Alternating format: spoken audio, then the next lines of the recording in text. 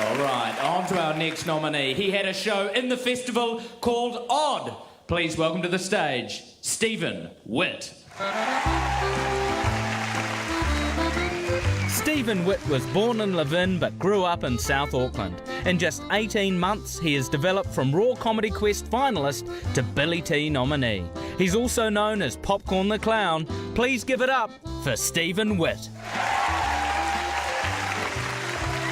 It's great to be here. I'd like to start off with an impersonation. If you're up for it, are you keen?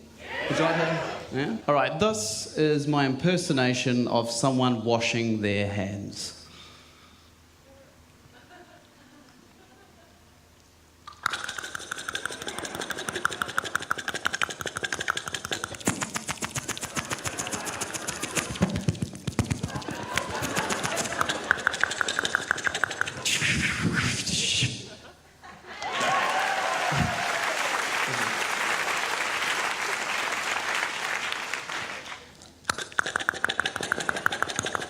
No, I'm not going to do it twice. I wash my hands of that joke.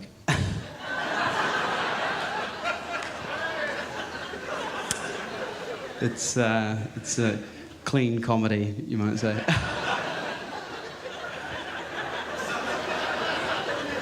I hope you enjoy puns, or this whole set's going down the drain. Soak it up, people, soak it up. Oh, lovely, lovely. Now, I am a comedian, obviously. Part of being a comedian, like I've been doing it for a couple of years now, part of being a comedian I've found most of the time I'm broke. I am. I'm shit-ass broke. No, I am. It's a real struggle. Honestly, I couldn't give you money if you paid me. They say health is better than wealth, but I'd take hemorrhoids for a few grand. Are you offering? Yeah, no, it's a struggle. You start to get quite worried. I mean, it's fun, the whole job and everything. Real fun, love it. But not having any money, that's pretty... I start to worry a bit, I get worried about my future, I don't ever want to have to be that dad whose daughter comes up to him and is like, Daddy, can I have an ice cream? And I have to turn around and say to her, no, sweetie, you can't have an ice cream because we're too broke. I want to be the dad who can turn around and say to his daughter, no, sweetie, you don't need an ice cream because you're too fat already.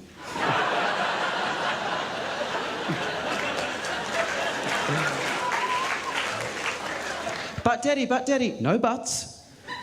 Just lose some weight.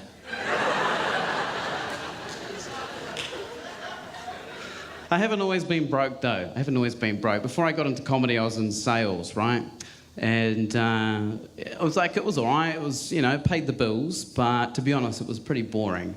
Like, I've got nothing against salesmen. They're fine. In fact, I reckon, I can respect salesmen. They have a real knack for stringing together idioms in like an amazing way in a bid to win your trust, They're just amazing at it. They'll call you up, they'll be like, yeah, Gary here, how are you? Yeah, no, good, how's your father? Yeah, no, lovely, good. Now listen, mate, I've got a great deal for you. Okay, listen, you can dot every I and you can cross every T and you can beat a dead horse once every blue moon till the cows come home, mate, but you will not find a better price in town. Okay?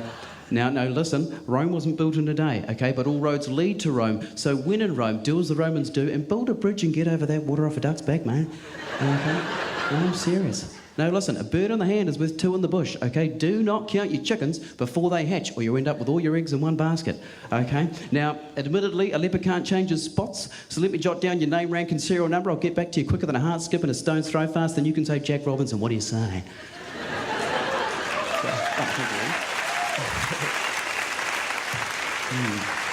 They say men think about sex every 7 seconds. Have you heard this? I don't agree with this. It's a funny statistic, this one. That's pretty full on. To be honest, like, I'll give you an example, right? If I was sitting in a cafe the other week, right, and a fly came down and landed on the rim of my cup. Now, I'm not sitting there thinking about vaginas. I'm thinking, damn it, a fly just landed on the rim of my cup.